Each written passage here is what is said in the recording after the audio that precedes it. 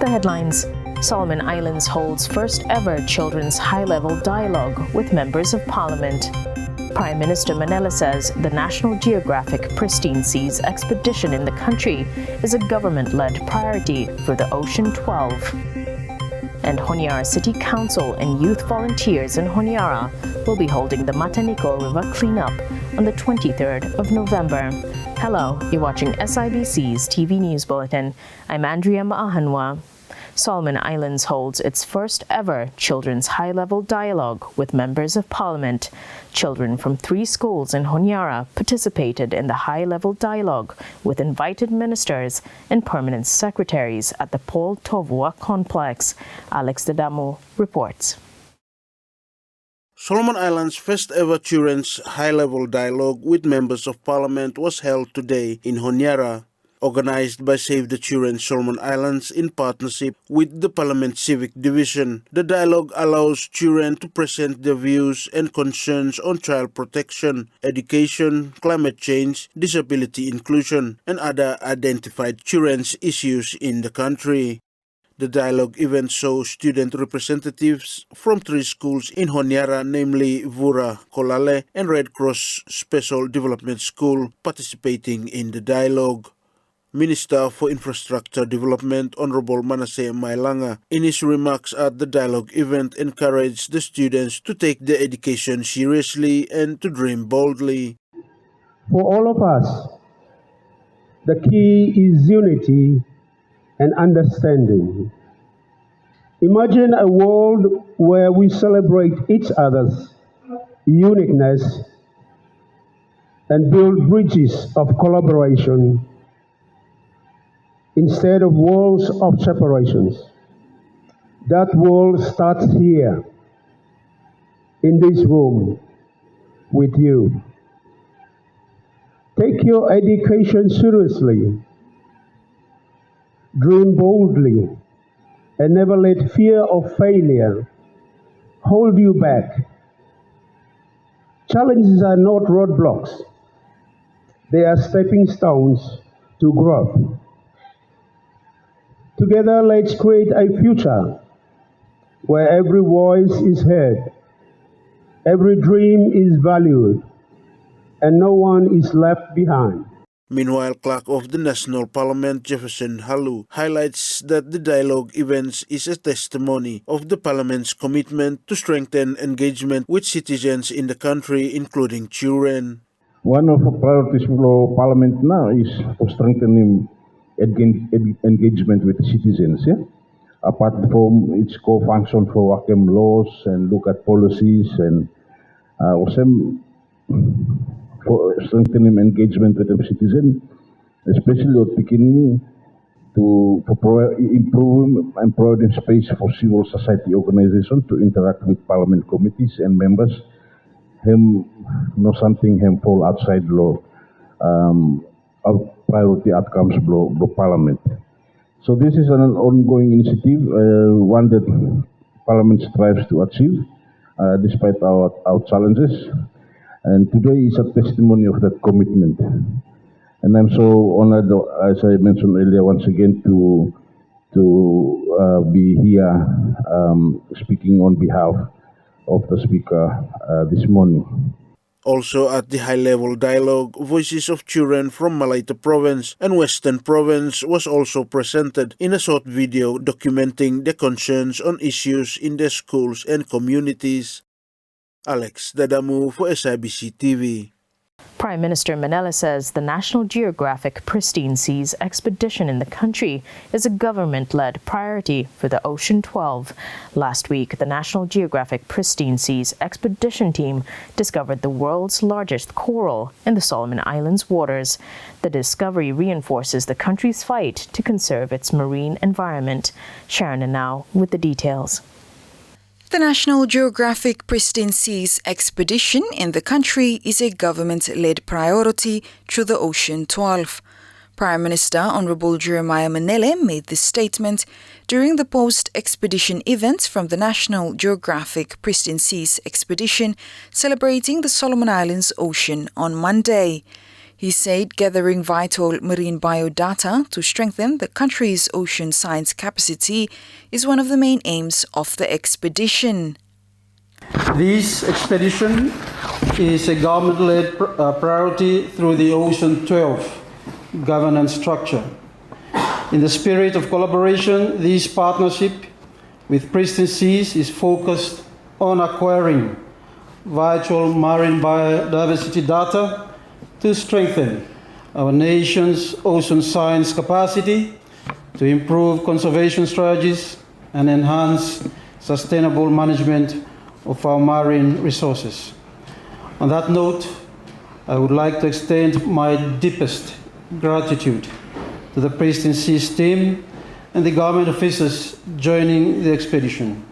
Your dedication, skills, and knowledge were the pillars that expedite this expedition within 1 month.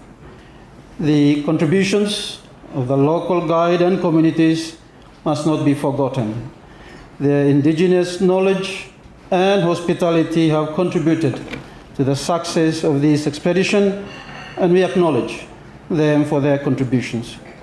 We would like to see this as a condition for clearance of all future scientific expeditions to Solomon Islands. Meanwhile, National Geographic Pristine Sea Expedition leader Paul Rose said it was an exciting discovery for the team in verifying that the coral found in the Solomon Islands is the world's largest. Solomon Waters just happens to hold the world's largest coral. And you know, when we're on these expeditions at the front line, often our results come late. What keeps us going is that thought of that silver thread. Every field observation, data point, science paper really is driving global economies and political decision making, but it's sometimes hard to see because all of that hard work and dedication and commitment goes into data sets, and those data sets take a while to come to life. But when we do something like this and discover the world's largest coral, it took a few days for us to soak it in. Dennis, we're in your waters, and Chief Dennis had made a submarine dive with us earlier, and I just wondered, Chief Dennis, if it wasn't your presence in the waters that stirred up the thought that we should have a look at that coral. And somehow, soaking it up that we really have found the world's largest coral. We had it checked with our colleagues, we had it checked more widely and realised we really had just discovered the world's largest coral. Sharon Nanau, SIBC TV. Honiara City Council and youth volunteers in Honiara will be holding the Matanico River cleanup on the 23rd of November. Sharon Nanau reports. Honiara City Council and youth volunteers in Honiara will be holding the Matanico River cleanup on the 23rd of November. In an interview with SIBC News, Honiara City Council Waste Management Control Division Deputy Director Abednego Maiohu says the cleanup efforts came following the piling up of rubbish in the river. He says the public's mentality that rubbish cleanup is only the council's work needs to be changed, as Solomon Islanders need to take ownership of Honiara City and dispose their waste properly. The intention of this proposed cleanup, I think by Misave, during the past 3 weeks, by Misave, that when you walk up the main road, go up Jonathan, by looking, this river, Matanico, hemi blocked a little bit as a result of weather patterns where Misave, climate change issue, and now you look there is a bit of rubbish and pile up the river.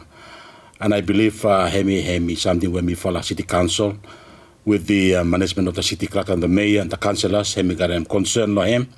So I think for the past 3 weeks, we believe and we come to a point where the needs to be done for involving our groups, the city, and I believe this for a session by looking at two reps, one from a volunteer group, Yumilo City, young people especially. People are so happy that they can come forward and be part of our efforts in keeping our city clean. People might wonder and might say that, him role blow city council, yeah? If you got kind of thing, it's on a mindset, you forget them now. Honiara City, him town blow you me. It is where you may make a living. It is where you may come for look at them good education. It is where you may come for look at them job for meeting needs for families below me. And I believe we all have a responsibility to give back to the city for helping government below me and for helping the city council in ensuring that place may be clean, healthy and conducive for him to him too. Meanwhile, youth volunteer rep Agnes Iro says they were more than happy to join HCC in the Mataniko River cleanup efforts, as they were also planning to hold one themselves following the river's polluted state. From Mifala Youth, where Mifala come together with Dream Cleanup Initiative, Mifala no aware that Mifala the processor that Ota also planning, and so Mifala just fit in well normal with them Ota HCC. With them attitude, and even Mifala Youth seleva, Mifala look him seleva river bara full plastic to masna, so Mifala say, I think you need for find him out responsible authorities if what government plan in place to there, then you may go support. So then him na how Mifala come and then Kasimot HCC and now in Ministry of Environment too. Ota plan finish to there now with them. So somehow it's like Ota if I find him, I think him just good time numa where everyone come with the same thing and then start finding each other. Let me say. Mr. Mai Ohu says the Mataniko cleanup's final work plan will be made available on Thursday. He calls on the public to do come out and support the cleanup work. At the moment, me follow at the management level, me follow doing. Like the first meeting we have it on Thursday last week, and today we follow polish him up more, and follow gaps more. And tomorrow we will polish him up more, so we should come up with an overall work plan whereby I'm going to input Ministry of Environment and other stakeholders, Lumifala, and even our youths and even City Council. We believe in getting information and sharing the information, so we should come up with a work plan. And I think the final meeting with our volunteers, we will organizing for Thursday, Youth Hub, from 4 to 6 o'clock in the evening. So you can see that City Council have taken initiative with our volunteers from over Youth Hub too, and for good cause. So you can see that it's all part of how do we share resources in the garden for ensure that we commonly used for the best of the interest of public employee. So you want to hear what's the final program for that for cleanup on Saturday, I would encourage you to come along. Our Youth Hub. SIBC News understands HCC in the past weeks was heavily criticized for not cleaning up the river sooner. Sharon Nanau, SIBC TV. East Central Guadalcanal constituency has officially launched the Canadian International Training and Education Corps (CITREC) program at the Boyne Community High School. Eliza Kukutu attended the launching and files the story.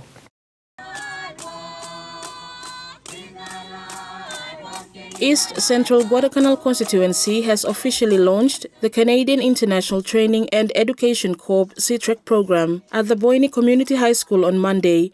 The launching came following the signing of agreement between the constituency and CITREC on August this year. Speaking to SIBC News, Chairman of CITREC and Solomon Islands Honorary Consul to Canada, His Excellency Ashwant Dwivedi said the launching starts the implementation of the program in the constituency. We entered into an agreement to implement the program, and today we launched it, opening up the road to opportunity for the constituents of the East Central Guadalcanal constituency.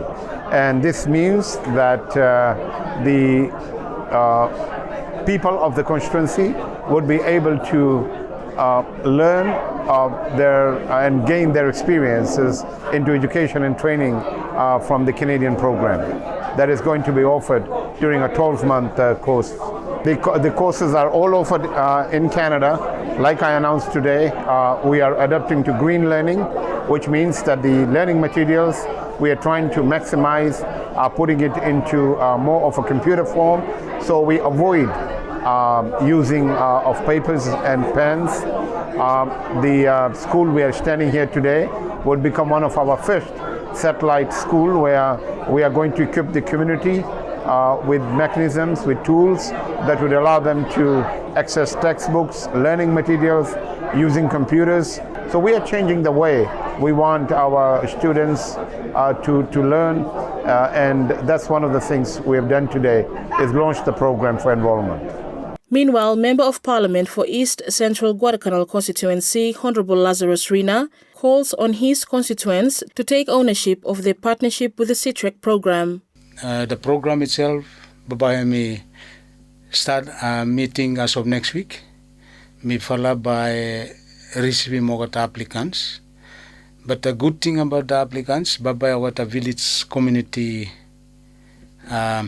committee, development committee, by our not doing selection. So me bar like what elders, low village, what church leaders, chief women leaders, or not by selecting what a student. Me just like for call for cooperation and also ownership lo this for the program. Students or those where you like for apply lo this for the program, me appeal lo you first you must sabe and you must get prepared that you may not just come and walk lo Honiara. You may not just something and baba you may play around with him. If you want to join the program, please you must be of good character.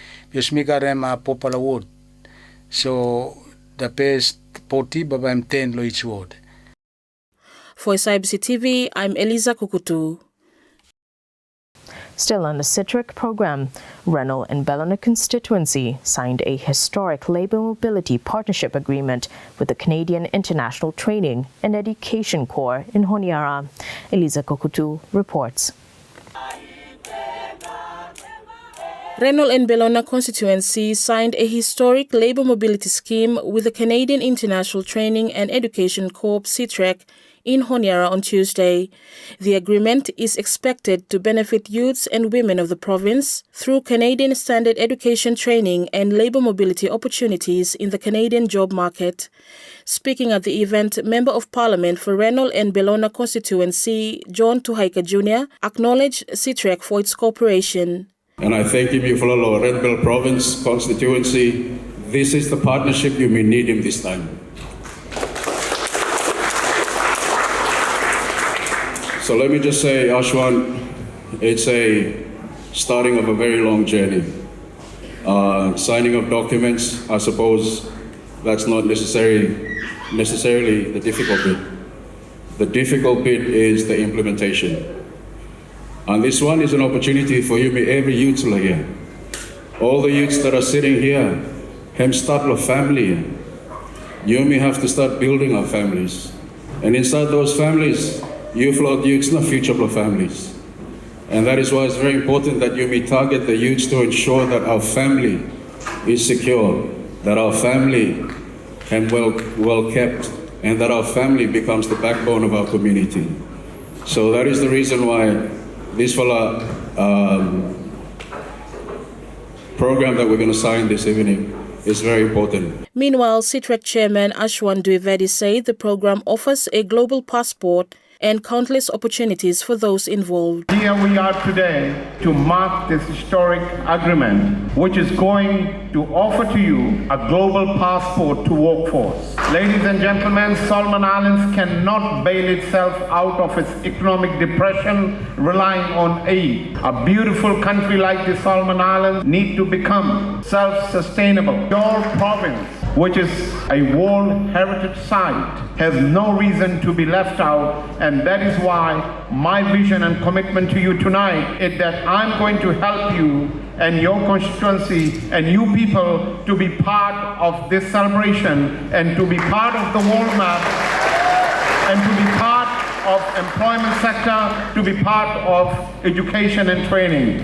A recent household survey conducted by the Constituency Development Office has found that 70% of the population in Rennell and Bellona is unemployed. Community youth and university graduate Makiva Kaipua told SIBC News his community is excited about the potential work opportunities under the program. The important part about him that where everyone excited for what just actually happened now is people get to work. People get to work and earn money because he stay here and for earning money and lend him challenging. So for doing this one, him actually hem bara actually hem help too much. And another something we hem bara make him everyone happy no is time MP him step up because people apply for labor mobility through law at other agreement. So time MP him step in him make him a little bit easier more, and then people really love him this or not. But I look forward and I'm excited. Some of my friends actually look forward for this one as soon as him roll on and then names and everything start go on. For SIBC TV, I'm Eliza Kukutu. Vavalu Primary School in Central Guadalcanal yesterday celebrated World Toilet Day with the official launching of their 2 newly built toilet facilities. Yan Kaukui with the details. Vavalu Primary School in Central Guadalcanal yesterday celebrated World Toilet Day with the official launching of the 2 newly built toilet facilities. With the theme Toilets, a Place for Peace, the event also highlighted the importance of having proper toilet facilities for schools and even in the communities. Speaking at the event, Vavalu head teacher Timothy Tangyavoa says the school is so fortunate to be included in the Wash in Schools program, which enables them to engage in the school hygiene practices. In the past, lohia lo Vavalu, mipon no garment bottle water, no any hand washing station, only 3 shared dry pits, and then no pads for Okata girls, and then even changing area or rooms. Challenges that people are facing due to lack of water, hygiene, sanitation, then also menstrual hygiene management. Hemi affect him now.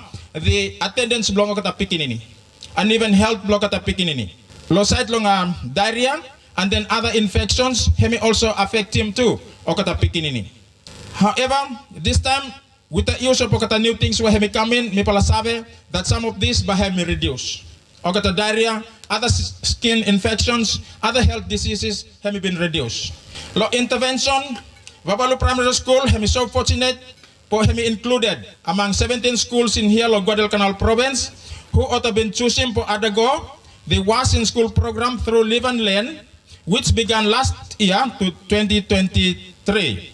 With the support of UNICEF, through the New Zealand government, Vavalu Primary School had been involved in the software part of the program, attending trainings and receiving teaching tools for school management, wash club training kits, menstrual pad, and toilet cleaning detergents. Meanwhile, UNICEF WASH officer Patricia Honiara says they were inspired by the efforts of the school to engage in such important hygiene practices and managed to build their own toilet facilities. On behalf of UNICEF, we are very happy and proud to commemorate World Toilet Day and celebrate a symbol of peace. That is your toilet. Yeah? We witness a school that embodies pride and dignity through positive hygiene behavior.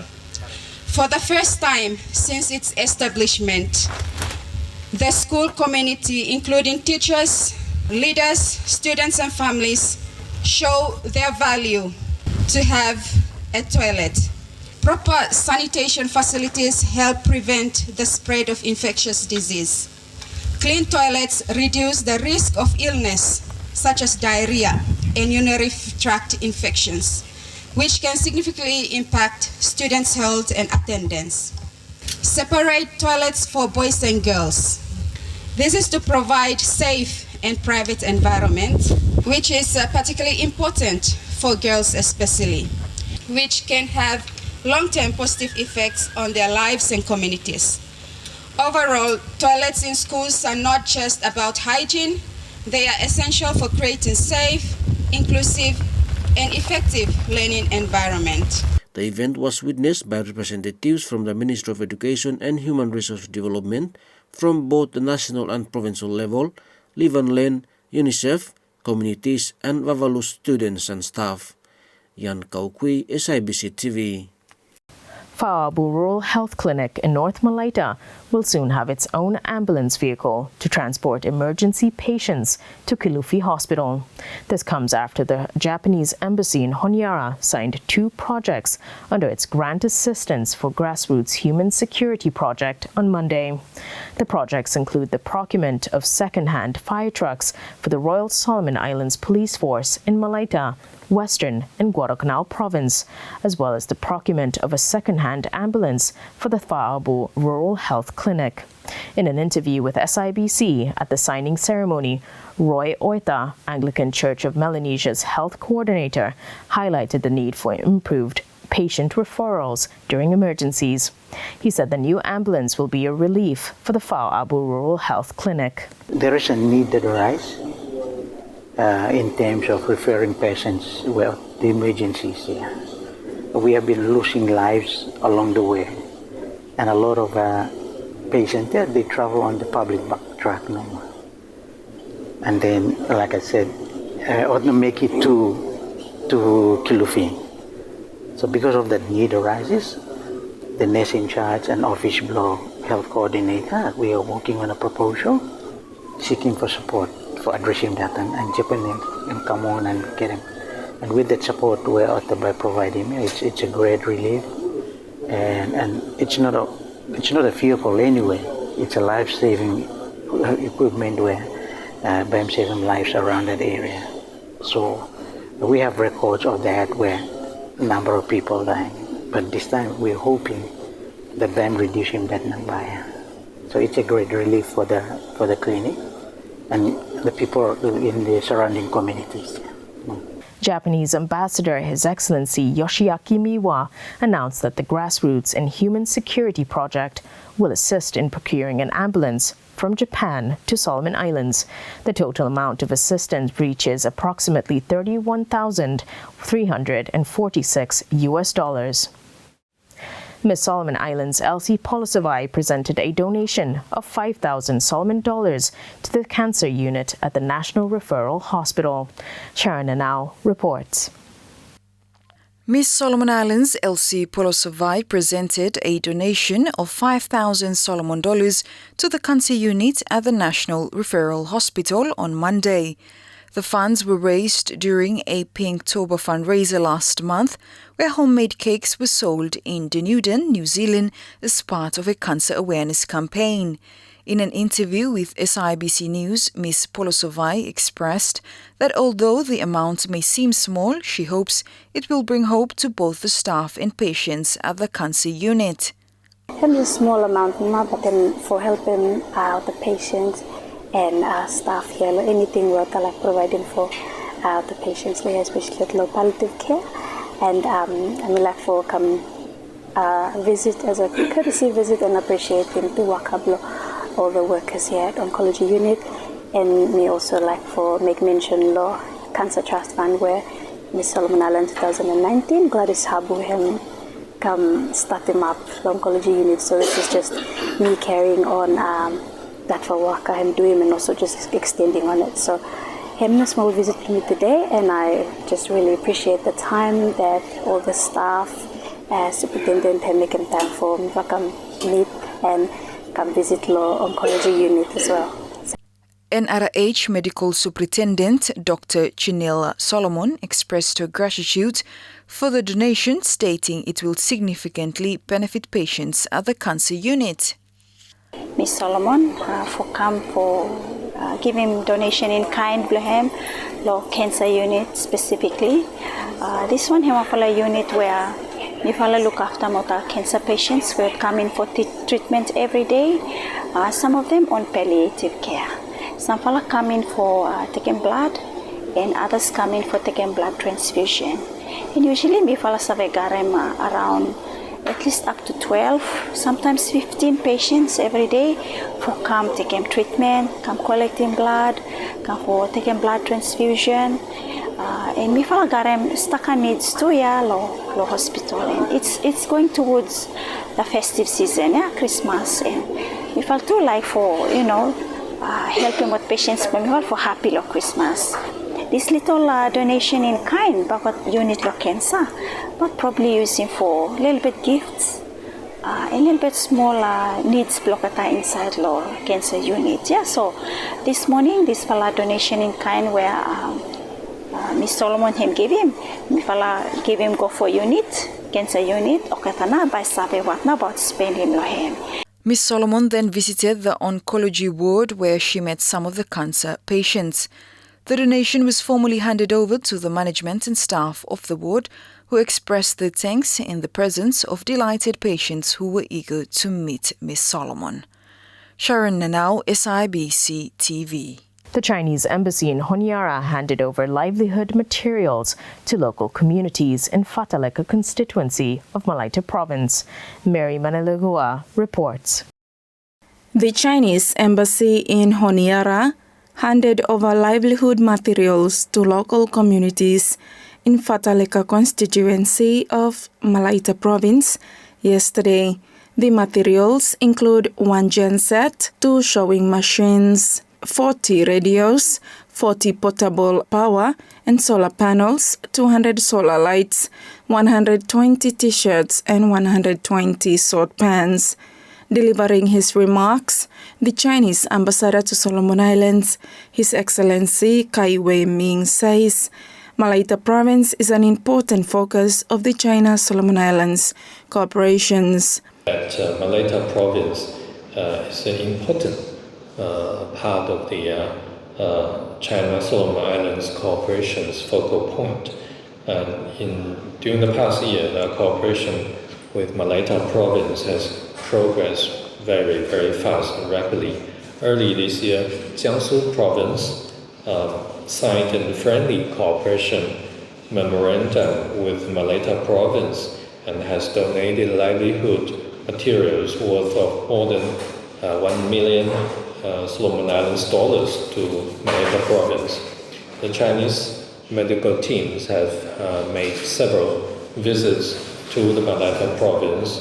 Meanwhile, the Member of Parliament for Fataleka constituency, Honorable Rexon Ramofafia, thanked the Chinese embassy for their continuous support to the people of Malaita province. We're really happy with the continuous support from the Chinese embassy towards my constituency and of course the ongoing support towards development across the country and Malaita as well in particular. I understand the ongoing work, especially for the Auki town ceiling, which is something that we are happy to see the continuous progress, and we are looking forward as on the ground works now, a technical part of it is ongoing, and so we look forward to witness this project. We also continue to acknowledge your support through the RSDP program that also implemented through the constituency, and Fataleka is also one of the constituency that benefited through this program, and we hope for continuous support through the embassy, and something that we see people excited about the support given to them in different sectors, including agriculture, forestry, agriculture, and of course in the social sector.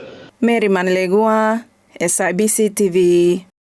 And that's news. Follow us on sibconline.com.sb and our SIBC News Facebook page for more of our latest stories. Thanks for watching.